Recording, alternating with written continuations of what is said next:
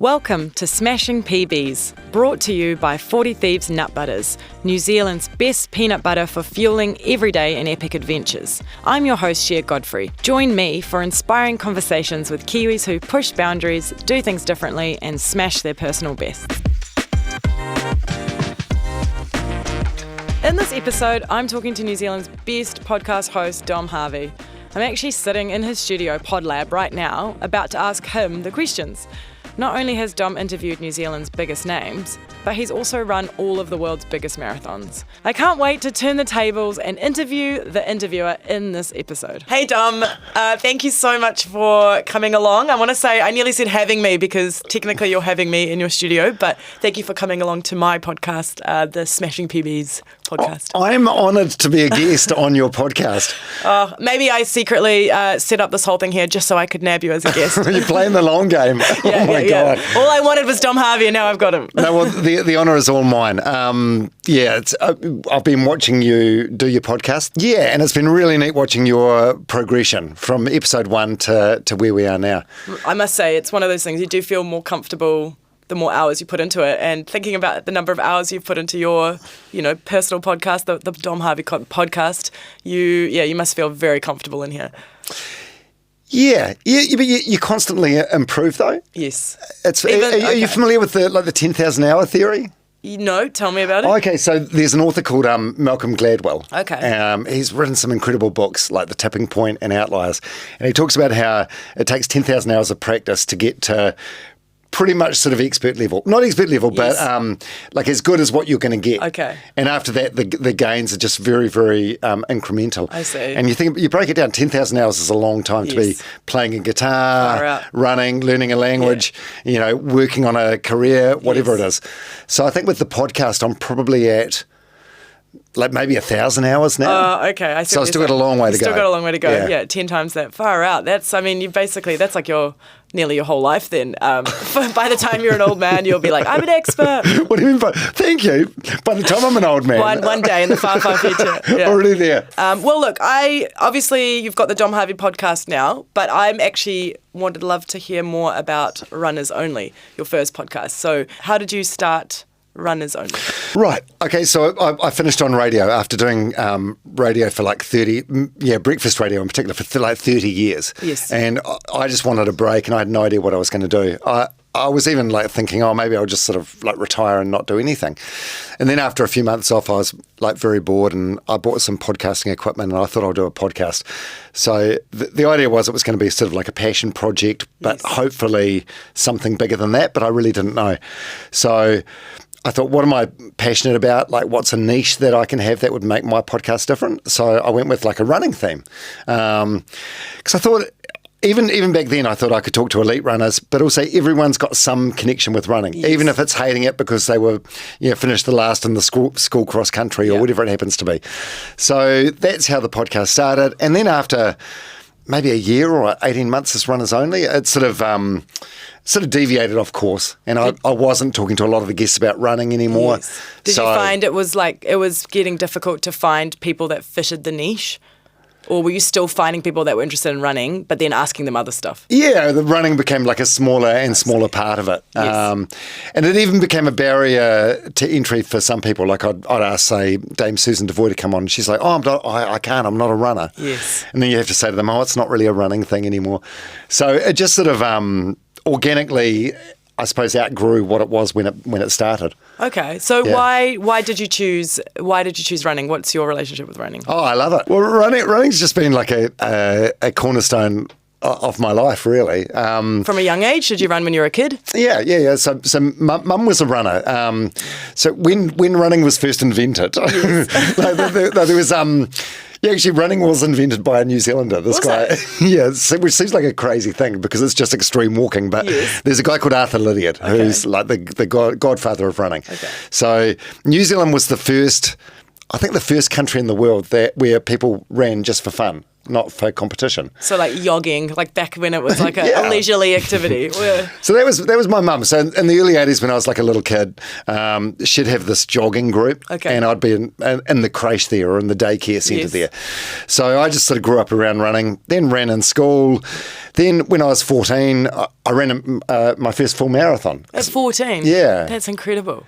Yeah, without any sort of like real training or anything. But, you know, when you're that age, if your mum's doing stuff, you think, well, shit, it can't be that hard, Yeah, can it? for sure. So I ran a marathon then. Who did you run it with?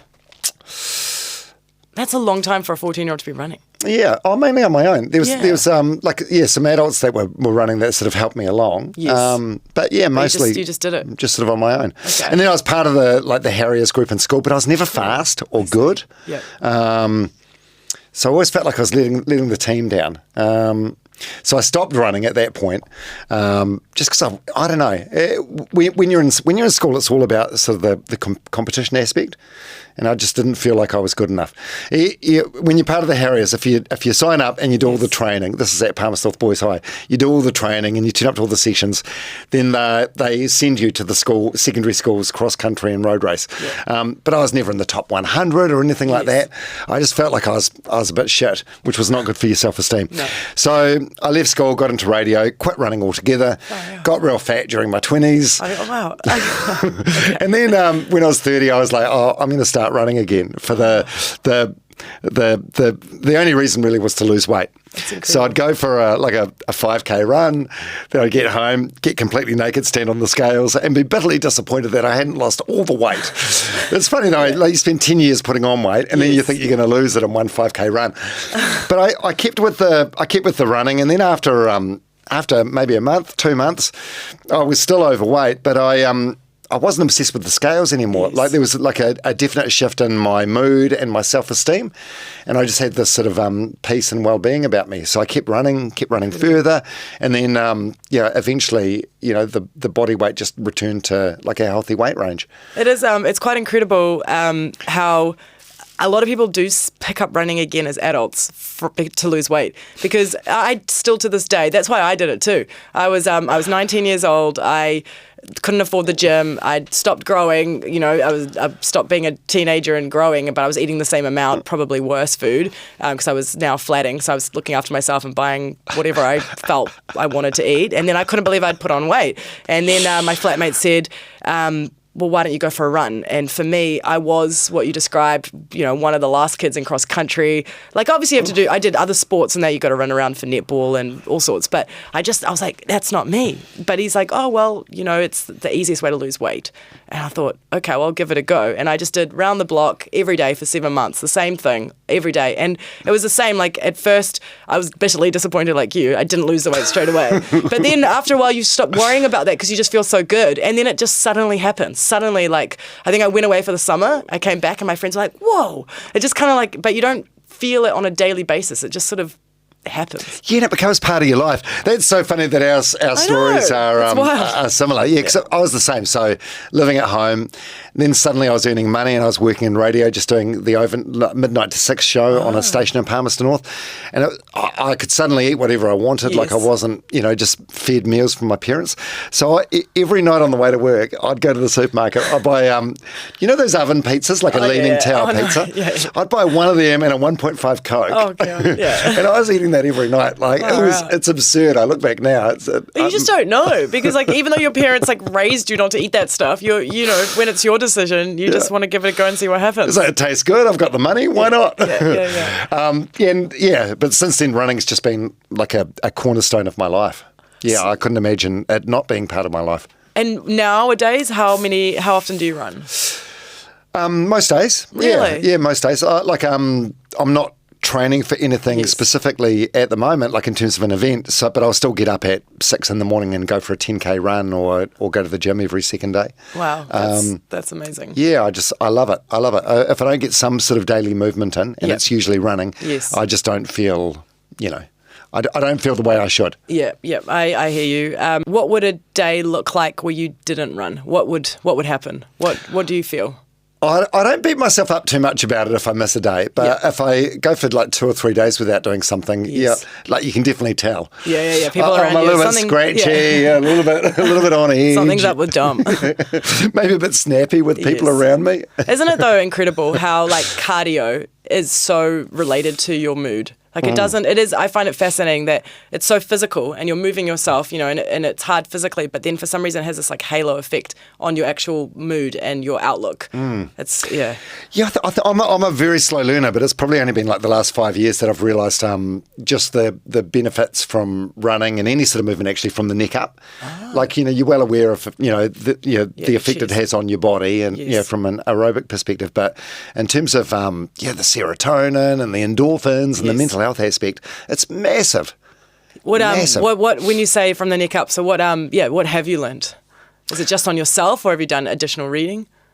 Additional reading as well, but just my own mood and well-being. Yes. Yeah, no, just like the benefits from exercise. Like if doctors, the benefits that anyone get, if you could get that in a pill form, like everyone in the world would be taking it, 100%. And it's just on that. The funny thing is I guess as a runner as well, I know the benefits too. I know that feeling. I know that I'm like more snappy with my kids. I'm just like, everything feels harder. That's probably why I'm in a bit of a mood today. I haven't run in a couple of days.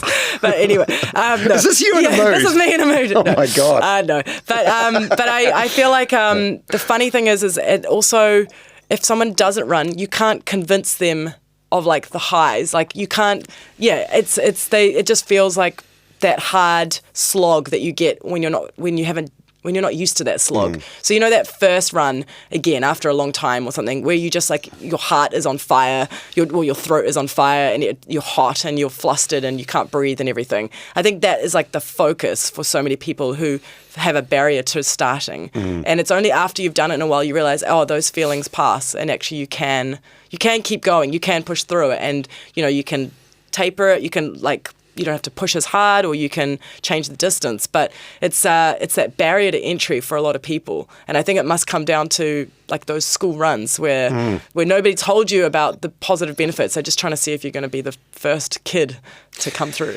Yeah, you're 100% right. But you're a parent. Like, for kids, it's the most natural thing ever. Like when kids are in a good mood, they run. That's true. Like if your kids are playing in the lounge and there's something they want to get from their bedroom, they'll run there. They'll sprint there to get it. And then, I don't know, somewhere along the line, we stop. Yeah. We stop running, but it's the most natural, You're so right. natural thing. That's so funny. I'm just picturing my children literally just sprinting to get some random toy that they have to have at that exact moment. But then you think about teenagers and they're the complete opposite. It's almost like society came in and was like, no, you got to look slow and like cool at all times, and so that's where it like breaks unless you're part of a sporting club. Yeah, I get people messaging me like quite frequently. Like I'll get a message at least once every couple of weeks saying, how do I start running? And I just say to people like, just walk run. Like you go run for 1 minute, or pick a point up in the road, like a couple of lampposts ahead, and run to that, then walk for the same distance.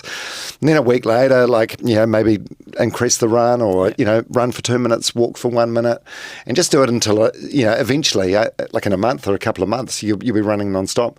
But I think a lot of people, probably men in particular, they're like, when I was in school, I could do a 40-minute 10K, so I'll put on these touch rugby shoes that I haven't worn for 8 years, and I'll do it again, and then they'll realise they can't, and they'll get despondent and give up. It's hard, but it's worth pushing through. Yeah, I think that's like with the Smashing PBs concept, the idea that you're always trying to better yourself or be your personal best self. I think that's a really interesting thing that you touched on. If you used to be good at something, then you had a period of time where you didn't do it. Your personal best is still back then, but you're not taking into account all the other factors that have brought you to your current state. So, years of not doing it as an example, or perhaps if you're a parent, having to wake up in the night, or if you're working a high pressure job, like the extra hours and the mental stress that brings. So people, it's interesting that you become despondent because it's almost like the personal best concept is working against you in this example, where you're thinking back to a time where you could do it. But you almost have to kind of reset every time and go, what's my personal best right now? What's the best I can do? And did I run yesterday? No, but did I run for 5 minutes today? Yes. So that's your personal best right now.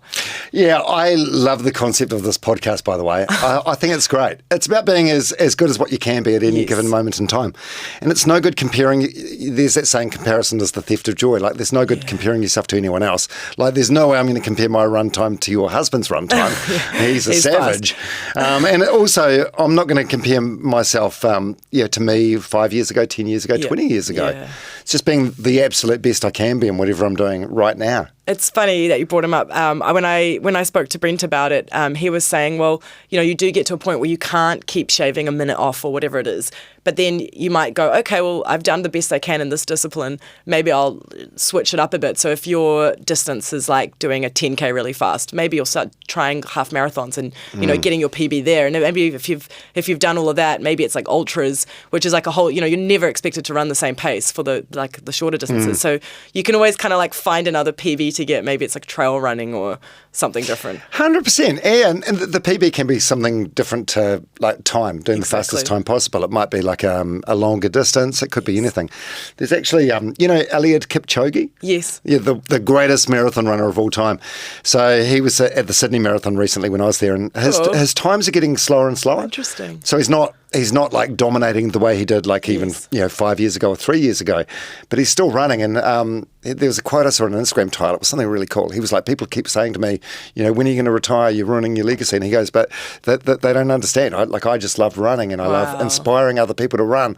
And I thought that's really cool. Yeah, that is imagine really cool. Imagine that. He's never going to run probably a flat 2-hour marathon again, but why should he stop? No, he shouldn't. You're so right. Yeah, it betters himself and he enjoys it. Yeah. That's so cool. Well, talking about races, I want to hear about one of your races. Is there one that stands out that you've done over the years? Oh my God. Yeah. Oh, yeah. Go on. Okay, I think there's a story I'm trying to uncover here. Let's see if we get there. Tokyo Marathon 2018. Okay. That's the first and only time I broke 3 hours in a marathon. That is so cool. Clap. So, well done. Thank you. Yay, that's incredible. So that I ran amazing. 2 hours 57. It was a goal to break 3 hours in a marathon. Yeah. 3 hours is sort of like I don't know. It's like the everyman's Everest or the everyman's Olympics. Like it's pretty incredible. Yeah. I mean, that's pretty fast. What pace do you have to be doing to break 3 hours? 4:15 per kilometre for 3 hours. That's still really fast. Then Harry Styles did it, just a few weeks ago. He's a rock star. Like he's and he did it too. He's done it. But the rock stars of today, they're not the rock stars of our time. They're wellness coaches. Yeah. But it meant a lot because I think because it was so hard. Yeah. Like I was working with a coach for maybe 3 years, 4 years. We went through a few marathon cycles. I could see my times going down, then they'd go up again and they're down. And you're battling with this internal, dialogue where it's like, maybe I'm just not fast enough. Maybe I'm not cut out to it. Maybe I choked. I don't know. And then eventually, the Tokyo Marathon in 2018, everything just came together. And I got to halfway, 21 Ks, a minute under. Wow. And then you get to 30 Ks and I'm still on time. That's so cool. Then you start doing this mental arithmetic, even if I slow down to 4:30 per kilometre, I can probably still do it. Then it gets to 35 Ks and you're like, okay, even if I cramp up now and I have to walk, I can probably still do it.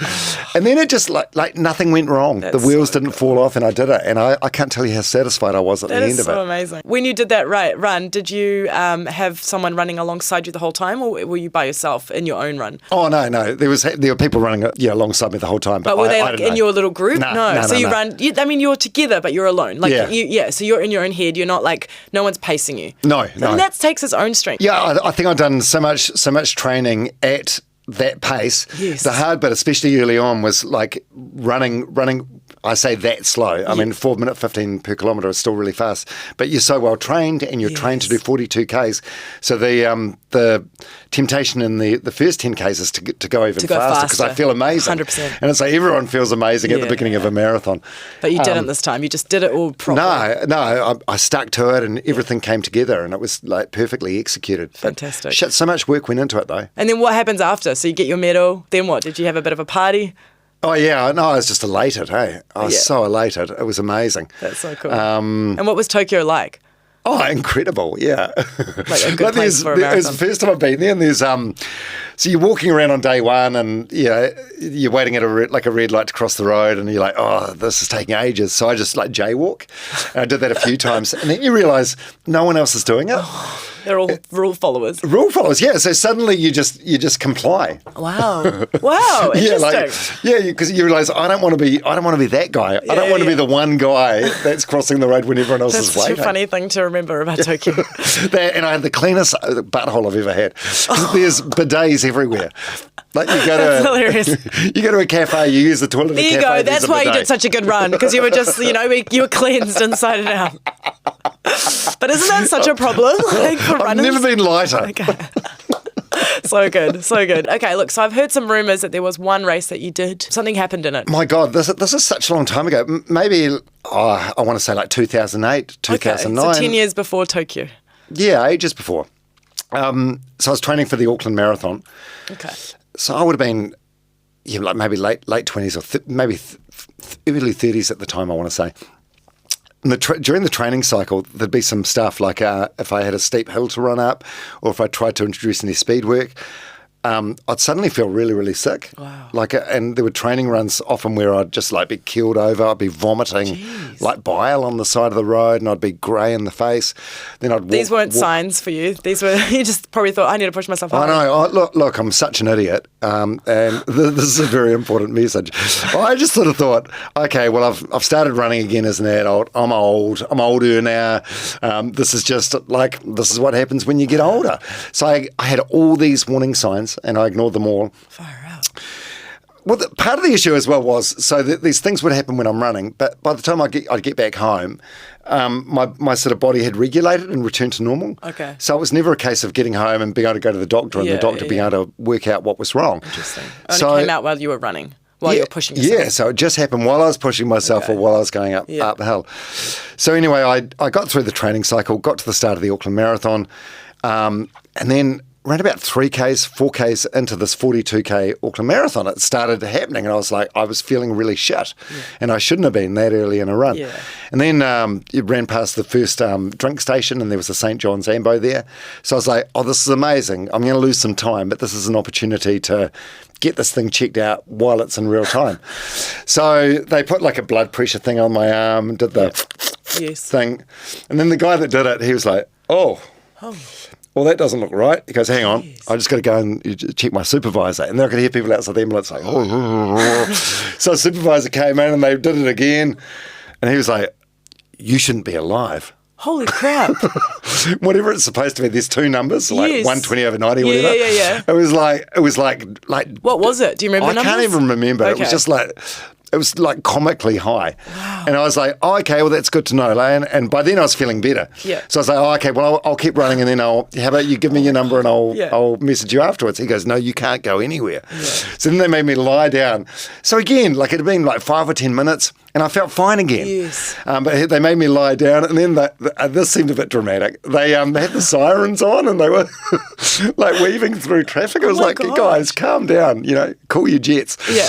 So I got to hospital, and then there was just they kept me in for like just a series of tests. They were doing like ultrasounds and all these different things.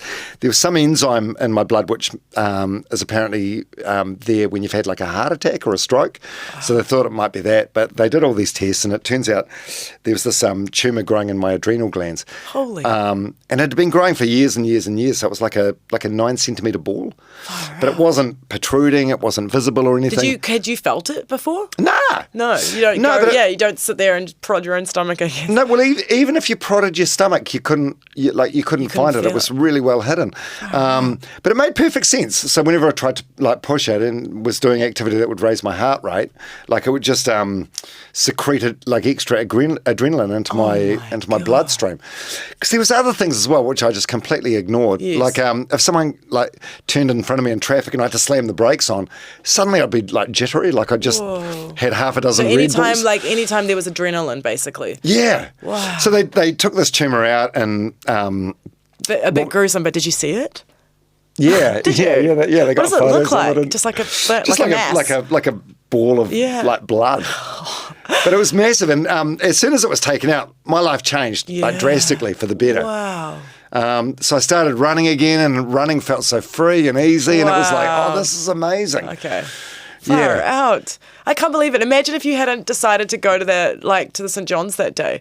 Like if you'd kept going, like what would have happened? It would just have got bigger. Well, they say eventually it would have just killed you. Jesus. Yeah. Wow. Oh, well, glad to have you here. Yeah, so running sort of saved my life in a way. It did save your life. I know you have a book about, what's your running book called? It's called Running, a Love Story. Okay. And it was basically just about my journey into running and then the quest to break 3 hours. Yes. Now, the horrible thing about it is the book originally came out like a year before the Tokyo Marathon. Okay. So the idea was I was sort of writing it in real time, and it was going to conclude with the Berlin Marathon and I break 3 hours. Yeah. And that just didn't happen. I ran like 3 hours 5, 3 hours 6. Yeah. So the conclusion was, sometimes in life you try your best and you don't get what you want, and that's blah, blah, blah, blah, blah. I can't even remember how the ending was.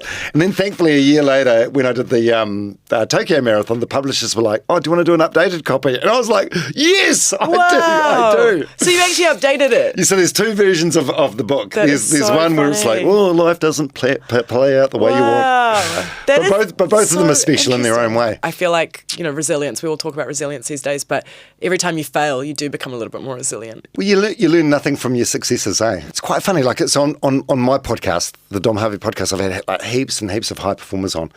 And high performers that have been through some sort of adversity or some sort of big loss. Mm-hmm.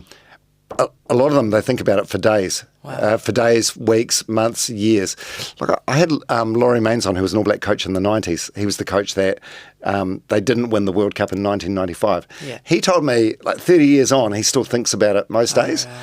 And then I had Hamish Kerr on, who won a gold medal at the Paris Olympics in 2024. And I said, how often do you think about that win? And he goes, not a lot really. Like, wow. He goes, if I pull the medal out because I'm going to a primary school, I'll think about it, but otherwise not.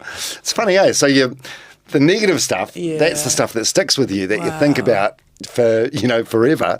But the wins, they're easy to sort of like brush off and dismiss. Yes, often the wins are the ones like you've kind of made it, and so you've like ticked that box and you're straight away onto the next one. Yeah, you're like 100%. waiting for that. Whereas if it's those losses that help actually shape you into to be a better person or a better version of yourself. Absolutely. It lets you know what you have to do differently. Yeah, I love that. Smashing PBs is brought to you by 40 Thieves, award-winning producers of New Zealand's tastiest peanut butter, almond butter and superfood butters. Every spoonful is packed with protein, healthy fats and all the goodness you need for fueling everyday and epic adventures. Grab your next jar at your local Woolworths, New World, Pack and Save and the Warehouse supermarkets and start smashing your personal bests. Okay, I want to talk a little bit about radio. How did you get into radio? What are your best memories from the years in radio? I wanted to get into radio from maybe the age of like 12. Okay. Like we went on a school, I was at a intermediate in Palmerston North, and we went on like a school field trip to the local radio station there. Okay. And up until that point, my perception of work was that something that was a means to an end. Like I'd see Dad go to work every morning and he'd always come home grumpy, wearing the sort of clothes to work that I'd never wear around the house. And I thought, that's what adulting is. Yes. And then we went on this intermediate trip to a radio station, and the guy that was on the air, he was like smoking a ciggy. He was cool. But he looked like a cool guy, and just had like a t-shirt and some little shorts on and jandals. And I was like, that's the sort of clothes I want to wear to work. Wow. And I thought, that's a cool job. So the seed was sort of planted then. Yeah. And so that's why I got into it. And I ended up just having like a 30-year career in 2 stations. Yeah. That one station in Palmerston North. How long were you there? Like 10 years. Wow. And when I left there, I swore I had such a great time there, and I had this fabulous mentor who I did a breakfast show with for like 10 years, and I swore that I'd never stay that long in one place ever again because I got in a real comfort zone. Yeah. And then I went to the Edge and I stayed there for 20 years. That's even long double. You doubled it. Yeah, I never learned. Well, okay. So what was it about the mentor that made that first station so good? Oh, well, his name's Mike West. He was there forever. Yeah. He was just really good to me. Like, I look back now, I was chaotic. Okay, so you did 10 years of just like cruisy job, enjoying the radio station, but you hadn't pushed yourself yet out of your comfort zone. No, not at all. Okay. Not at all. How do you decide to get out of your comfort zone? And start running again? No, change jobs. Well, it just sort of happened. Okay. Like the opportunity came up to work with JJ, who I'd started seeing. Oh, here it is. So we got the chance to work together. Okay. The station The Edge and the station that I was at in Palmerston North were part of the same company. Got it. And the boss was like, no, Dom's too important in Palmerston North. We don't want to take him out of there. Yes. And JJ, you need to stay where you are. So then the opportunity came for us to get a job somewhere else. So we were going to leave and go and work at ZM together. Okay. So the boss of our company was like, okay, fine. We'll get Dom out of Palmerston. You can work together. So we did. And then I guess the morning show, is that when you started on the morning show? Yeah. That was born? Yeah. Okay. And then how long did you stay there? 20 years. It's incredible. So it means that like all your listeners, myself included, kind of grew up with you guys, like listened to everything evolve and change. How does it feel being like so public and knowing that every day that you come in and all the little bits that you say are being heard by everybody sitting in traffic? Well, yeah, because that happens. Like people will be like, I used to listen to you on the when with Mum when she was giving me a ride to school in the car, and I'll be like, oh my God, we did some really inappropriate stuff. All I can think about is like, it's like there's a virtual filing cabinet in your mind, and you're running through just all the awful stuff we did. But you guys you were allowed to, right? Yeah, well, it was appropriate at the time. Yeah, I see what you're saying. But you're like, oh my God, hopefully you weren't listening when we did this thing or that thing. Oh man. But was it like, who came up with all the ideas? Like, did you guys just, I mean, as you said, you were chaotic in the previous one. Were you just would come up with it on the spot, or was it planned sometimes? No, so much planning. Wow. Yeah, so much planning. And the more planning you do, the more sort of spontaneous and off the cuff it can sound, but yes, so much planning went into it. Can you give me one example of something that you did that you look back on and it's cringeworthy, on the edge? Oh my God, where do I begin? Oh. We had this one thing where I might get some details of it wrong, but the gist of it will be right. So we had a brother and a sister, and their dad come in one morning. Okay. And the idea was the brother and sister had to like kiss for 30 seconds. God, that is inappropriate. Well, it's incesty, isn't it? Yeah, okay. So their dad was there like watching while they did it. And then at the end of it, there were 2 envelopes on the desk, and the dad, who just watched his son and daughter like have a romantic How old are they? Oh, like 19, 20. Oh, okay. That would not go down today. No. But the thing is, it was this time where like Jackass was on TV, yes. and it's just shock. Everyone's trying to shock you all the time. Yeah, and I suppose it was the beginning of like YouTube, and people would, there were fails on YouTube and stuff. And then when you start doing like daring or risque stuff, you have to like keep escalating it. Yep. So anyway, so the brother and sister kissed, and then at the end there were 2 envelopes on the desk, and the dad had to open. I think there was like $500 cash in one and zero in the other, and I think they won nothing. Oh, that is okay. That is wild. You look back now, and it's like, oh, what were we doing? Yeah. Like. From the position where I'm sitting in now, like as a 52-year-old man, would I listen to that and think, fuck, this is crack up, this is funny? Probably not. I'd just think it's stupid. I suppose there were two groups of people. There were people that they're like, oh, this is crack up as, we love the Edge. And then there's people that end up like listening to the Edge because they're in a gym and it's playing, or they're carpooling with someone else or whatever. And the other people they'll go to work and will go, oh, you won't believe what I heard on the radio this morning. The Edge had this brother and sister having a kiss. And then there'll be some people at the workplace that don't listen, that are appalled by it. And there'll be some people that don't listen and be like, oh, that sounds crack up as. I got to listen to that. Yeah. So it was sort of the mindset back then was like any publicity or any talk is good talk. Yeah, I see. Like the worst thing that was drummed into us was that like you're beige or you're bland or no one's talking about you. I see. So we were sort of encouraged to like push the envelope as much as what we could. How did that impact you as a person? Like, did you just the whole time think it was crack up always, or did you sometimes go, I'm not really doing what I want to be doing anymore? Yeah, a lot of the time it was that. Okay. And then is that what ultimately, is that why you ultimately finished up, or was it other reasons? I think like after 20 years, you've done everything you can. It's just not bringing you the same satisfaction.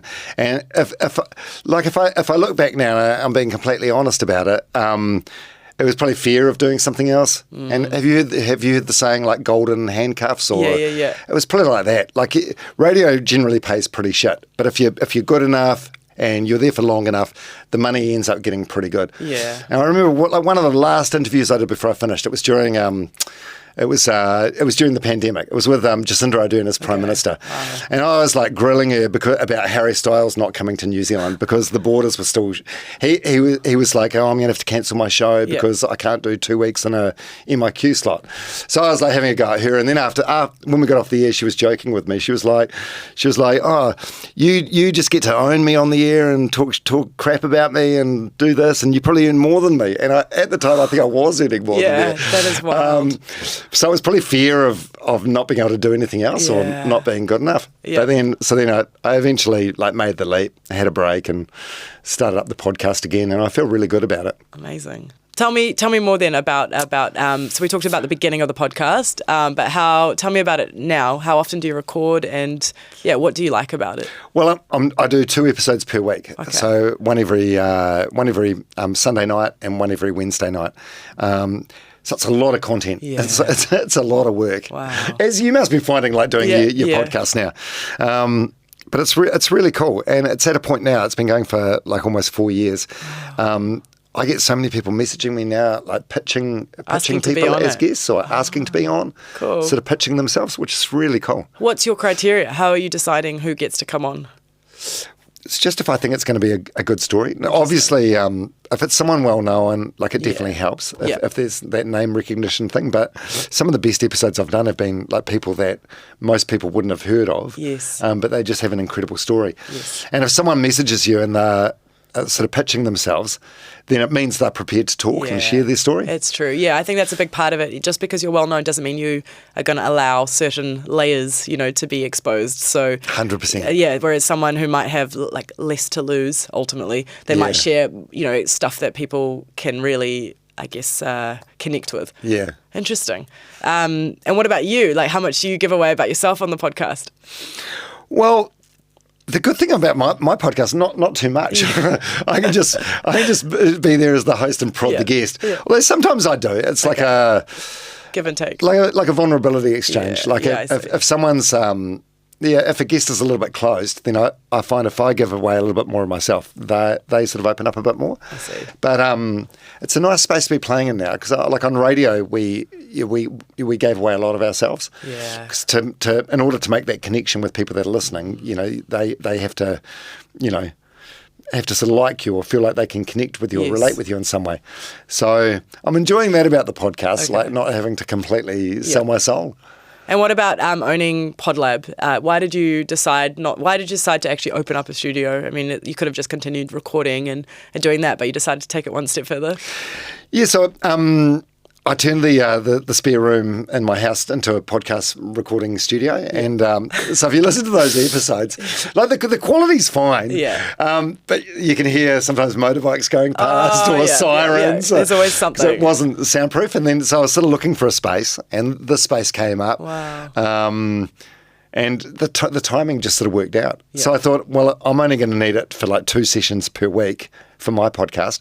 So for the rest of the week, why don't we rent it out to other people and help other people make their podcasts?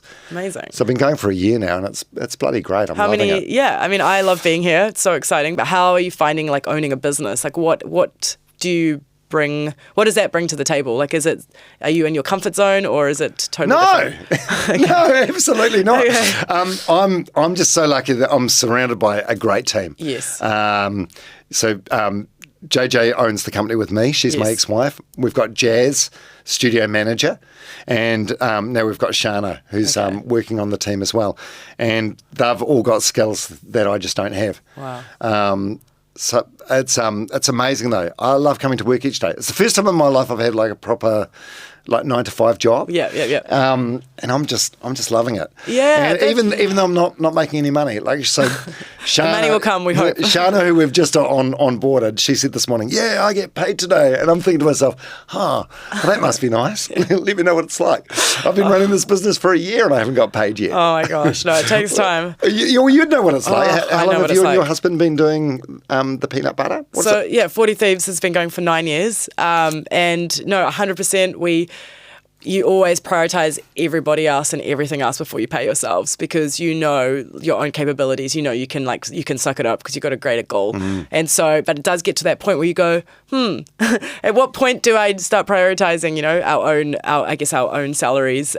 We're not there yet. So, I mean, we obviously have to pay ourselves to live, but it's not, it's never glossy like it looks like on the, I don't know, when you look at Instagram or the TV or whatever, it's constant hustle mode.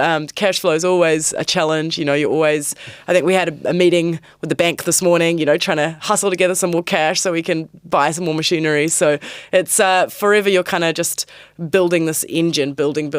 And at some point, it's profitable on paper, but at some point it pays you the salary that you hope for. Yeah, but also, like, you guys have done this. You've built something really cool. Anyway, how do you feel when you see the 40 Thieves jar? I mean, it feels like it's awesome, and I must say, it's still a pinch me moment when you walk into the supermarket and you've got like a display there, a whole massive stack of 1,000 jars, and you watch somebody that you don't know. Actually, you can open it. That one's, that's for you. You got to get a bigger scoop. I just tasted your blood, sweat and tears. It is. I know. 100%. There it is. This is so good, by the way. Yeah. Best peanut butter. It's my favourite. Even before you came to PodLab to do your podcast. Thanks, Dom. For me, what I find most fascinating about someone like you is that you are very public facing, and every time I come in here, you're always like very positive, and you're very inspiring. I mean, everyone still has bad days. Like, how do you look after your mental health on a day-to-day basis? I mean, I guess running is a big tick there, but what else? What else helps you? Oh, it's a whole thing. Yeah, it's the exercise thing. It's getting enough sleep. Yeah. It's like I make some appalling lifestyle choices. Like, I still drink way too much soda. I've got a real sweet tooth. I love junk food, but I'm good at I had to get mentally unwell to work out what I needed to avoid. I see. Getting mentally unwell. So now I know the signs, and I know when it's slipping, and I can sort of catch myself. Like, if say I'm in the coffee shop and there's someone in front of me and they've got like a big order, or they're taking their time. If I find myself getting like frustrated or anxious or irritated, then I can take a step back and go, okay, this isn't right. Like, you shouldn't be bothered by this. So little things like that, it lets me know that my mental health isn't where it should be. How did you figure that out? Trial and error. by falling into the depths of despair. It's so hard. And this is why I think it's so important to have these conversations, because looking at someone like you and talking to someone like you, you'd never imagine that was possible for you to be in a position like that. So how did you get there, and how did you get out? I think I just got there by neglecting it and not thinking about it for years and years and years. And then suddenly there's this cumulative effect, and you find yourself in a situation where, I mean, at my lowest, like, there were times where I was like, I never planned to kill myself. But there were times where I was like, well, I mean, if I drink 2 bottles of wine tonight and I don't wake up, it wouldn't be the end of the world. Yeah. Yeah. And I went to see a therapist, and the therapist said to me, in this one conversation, she was like, have you ever thought about taking your own life? And I took it, I paused for a moment. I thought, do I answer this honestly, or do I, That's the thing. We have the ability to just go like, oh no, it's not we can see through the questions. I mean, health professionals, I think I filled out a form like that one time, and it was like, have you thought about how many times, 3 to 5 a week, or, it's like very like, I mean, right answer, exactly. And you know the wrong answer. Exactly. And I was like, at that moment, I was like, oh my God, if I say yes, I might be committed. I don't know what's going to happen. Yeah. But I took a deep breath, and I was very courageous, and I said, yeah, I have. And this lady, and this is the best answer ever, it made me feel so good. She just shrugged her shoulders, and she goes, it's not a big deal. Like, it's an option that's open to all of us at any time. Wow, that is so wild. And I was like, huh? She's like, yeah, I mean, you could stand up now, walk out and jump off that balcony, and it'd be over within 7 seconds. And I was like, but it was actually quite freeing. Refreshing. It was quite freeing hearing that, because she was saying, yeah, it's an option. But that might have not been the right thing to say to some people. I didn't realise we were 5 stories up. Thank you. Yeah. Bye. No, but it was really good, because it just made me feel less alone. Yeah. Yep. I understand. So that was really good. So what happened next? after she told you that, what did you do? Well, I paid her $250 for the session. And you walked down and you went down the lift. Yeah. No, I found that really good. And I was like, I just don't want to, well, I suppose you sort of reach a crossroads. You're like, well, do I want to keep living feeling like shit? Yeah. Or do I want it to end? And I didn't want it to end, and I didn't want to keep feeling like shit. Yeah, so then you have to take proactive steps to fix yourself and heal better again.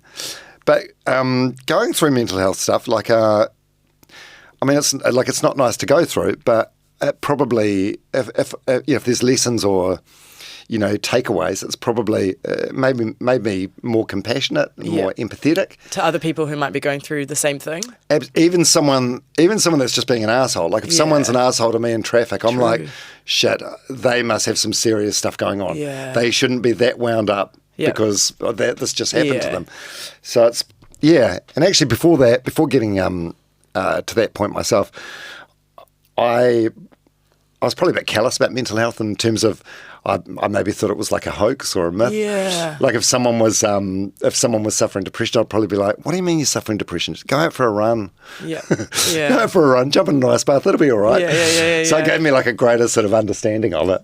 Well, yeah, that's so interesting. It's almost like sometimes you need that triage. You need to be able to solve that problem straight away to get you out of that depression or out of that whatever mental illness you're going through. But then once you are out, then it's those healthy habits that help you stay out. And I mean, what you said about knowing, even just feeling that agitation, that's like a sign for you. I think most people, they can't pick up on that stuff. I mean, that's quite incredible that you're able to line up and feel a feeling and then being able to like label it, not just like let yourself continue in that feeling. Yeah. It's like taking a drone eye view on yourself and go, wait, why are you so wound up? Like, come on, you've only been waiting in line 3 minutes. It's cool.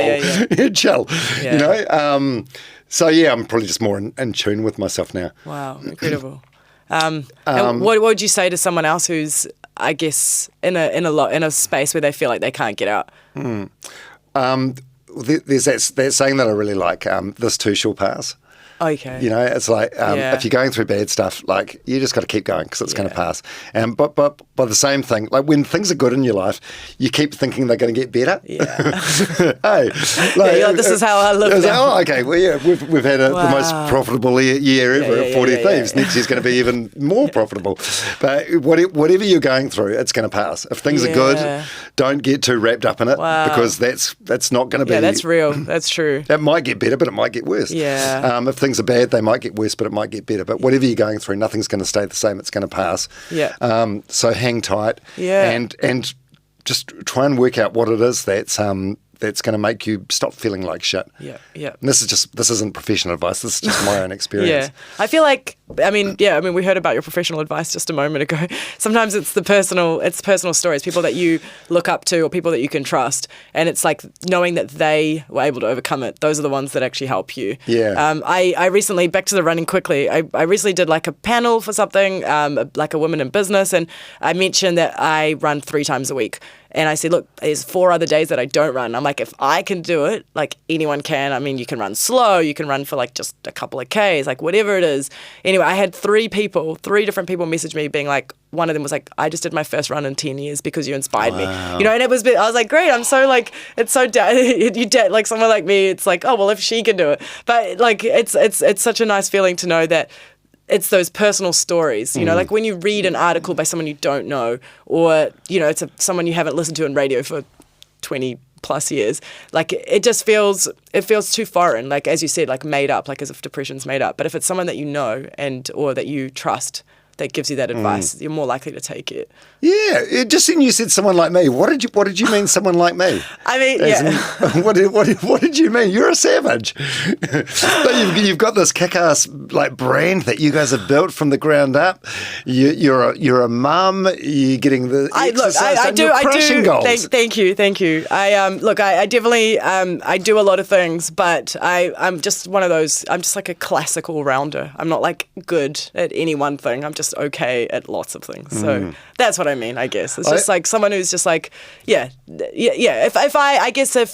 if Brent, for example, as a very good runner, stood up there in front of those women was like, and he said, I run like 5 times a week, and every Sunday I do 28 Ks at this particular pace, they'd be like, I can't do it. But can't relate. So I guess I'm just a relatable human. Your everyday gal. Everyone's one thing you learn, everyone's dealing with shit. That's true. And everyone's got flaws and imperfections and things that they're insecure about. Yeah. Even people that don't show it. Some people don't show it because they're embarrassed or shame or whatever. But everyone's dealing with stuff. So I don't mind sharing anything or everything, eh? Yeah. That's brave. That's brave. I think a lot of people are too scared to see what the reaction is to sharing their stuff. But that's an inspiration. I feel like that helps you continue to be your personal best because there's nothing hiding in the shadows. Everything's out in the open. I like that. Awesome. All right, how do we go? Dom, as a pro podcaster? How do we go today? The first half of this podcast has been... Guest is here. Oh, okay, we're getting a message on the screen. Guest is here. Okay, shit. All right, this has been so great. Awesome. I've been sitting out in the office watching you as you've done like the first 8 or 9 episodes of your podcast, and just seeing you grow through this is really inspiring. Only another, how many thousand hours to go? Okay, well now I know you're a crunchy guy, so we'll do our 40 thieves. See you out there smashing PBs. I eat this by the spoonful. Like I'll hide in the corner of a kitchen and get a spoonful. Film yourself, put it online. Okay. But does that make me a monster? No, absolutely not. No, that's the way to go. Oh, but you would say that. You got skin in the game. Oh, I've got skin in the game. The more you eat, the better it is for you. Shyr, you're the best. And I love 40 Thieves. Thanks, Dom. Thank you. Thanks for listening to this episode of Smashing PBs, brought to you by 40 Thieves, New Zealand's best peanut butter for fueling everyday and epic adventures. If this episode inspired you, please like, subscribe and share with like-minded legends. Now go grab a jar of 40 Thieves from your local supermarket and start smashing PBs.